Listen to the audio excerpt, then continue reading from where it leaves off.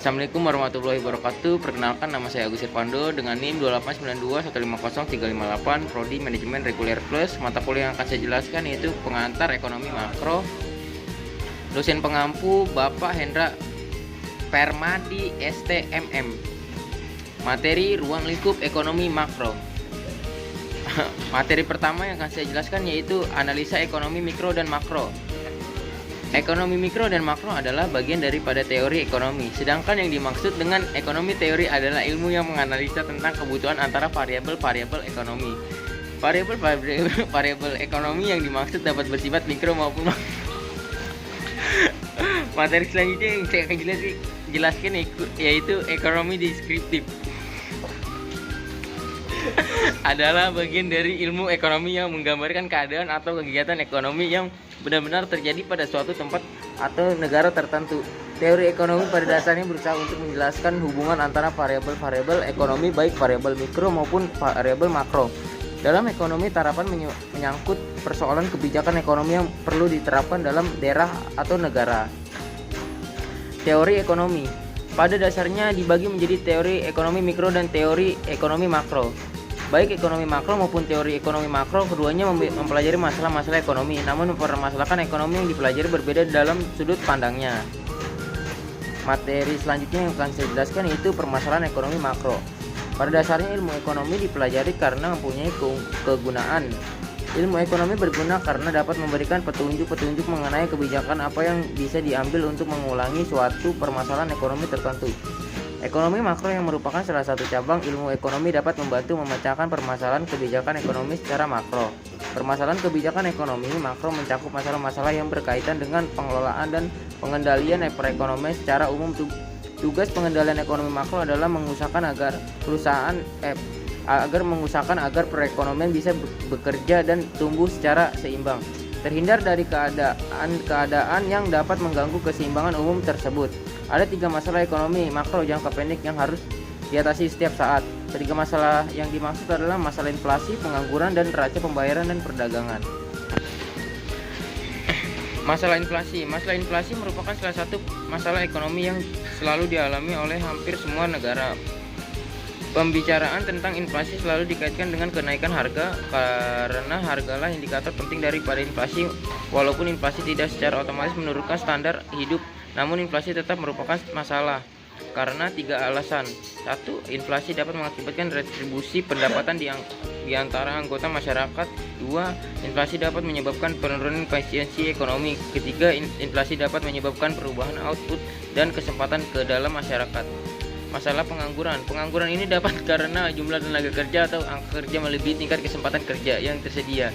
Di negara-negara sedang berkembang, di tingkat pertumbuhan angkatan kerja cukup tinggi sehingga tidak seimbang dengan kesempatan kerja yang ada. Kalau kenyataan tersebut terjadi, maka angka pengangguran cukup tinggi. Di samping itu, faktor lain yang menimbulkan pengangguran adalah 1. Menganggur karena ingin mencari kerjaan lain. 2. Pengusaha menggunakan peralatan modern. 3. Ketidaksesuaian antara keterampilan pekerjaan dan sebenarnya dengan keterampilan yang diperlukan dalam industri yang ada.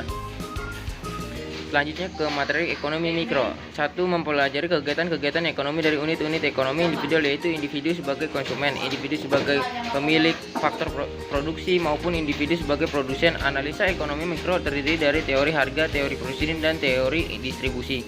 Teori harga antara lain membahas tentang proses pembentukan harga oleh interaksi antara penawaran dan permintaan akan suatu barang dan jasa di dalam suatu pasar. Faktor-faktor yang memengaruhi perubahan permintaan dan penawaran, hubungan antara harga permintaan dengan penawaran, bentuk-bentuk pasar, dan sebagainya.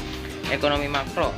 Apabila di dalam ekonomi mikro menganalisa kegiatan-kegiatan dan permasalahan ekonomi dan unit-unit ekonomi individual, maka di dalam ekonomi makro menganalisa dari pendekatan sebaliknya. Artinya yang dipelajari dalam ekonomi makro adalah variabel-variabel total seperti pendapatan nasional, konsumsi, tabungan masyarakat, investasi total, dan sebagainya. Ekonomi makro menganalisa keadaan keseluruhan agregat dari kegiatan perekonomian. Di dalam ekonomi makro tidak membahas kegiatan yang dilakukan oleh seorang produsen. Materi selanjutnya yaitu tujuan-tujuan kebijakan makroekonomi. 1. Menstabilkan kegiatan ekonomi. Tujuan menstabilkan ekonomi berarti pula keinginan untuk menghindari fluktuasi yang tajam dalam kegiatan ekonomi dari waktu ke waktu. Pertumbuhan ekonomi yang sangat cepat dapat menimbulkan inflasi. Apabila inflasi tidak dapat dikendalikan, kemerosotan ekonomi yang serius dapat berlaku pada masa berikutnya. Fluktuasi yang tidak dikendalikan tidak akan menjamin pengangguran yang rendah, kestabilan harga-harga, dan kestabilan neraca pembayaran.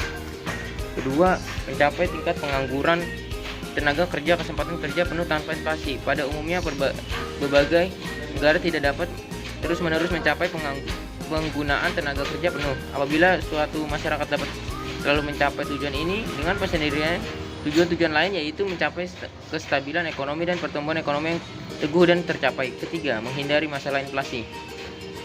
Inflasi menimbulkan beberapa akibat buruk atas kesejahteraan masyarakat dan kegiatan perekonomian. Ada kalanya inflasi berlaku sebagai akibat ketidakstabilan politik dan ekonomi suatu negara. Dalam keadaan seperti ini, biasanya tingkat inflasi tinggi dan sukar dikendalikan. Tetapi seringkali inflasi berlaku sebagai akibat permintaan masyarakat yang berlebihan, pertambahan penawaran uang yang berlebihan, dan kenaikan dalam biaya produksi. Kebijakan pemerintah diperlukan untuk mengatasi masalah inflasi seperti itu. Selanjutnya kita ke materi bentuk-bentuk kebijakan makroekonomi. 1. Kebijakan fiskal. Kebijakan fiskal meliputi langkah-langkah yang pemerintah untuk membuat perubahan dalam bidang perpajakan dan pengeluaran pemerintah dengan maksud untuk mengurangi pengeluaran agregat dalam perekonomian. 2. Kebijakan moneter. Kebijakan moneter meliputi langkah-langkah pemerintah yang dilaksanakan oleh Bank Sentral di Indonesia. Bank Sentral adalah Bank Indonesia untuk mempengaruhi atau mengubah penawaran uang dalam perekonomian atau mengubah suku bunga dengan maksud untuk mengurangi pengeluaran agregat. Ketiga, kebijakan segi penawaran. Salah satu kebijakan segi penawaran adalah kebijakan pendapatan income policy, yaitu langkah pemerintah untuk bertujuan mengendalikan tuntutan kenaikan pendapatan kerja.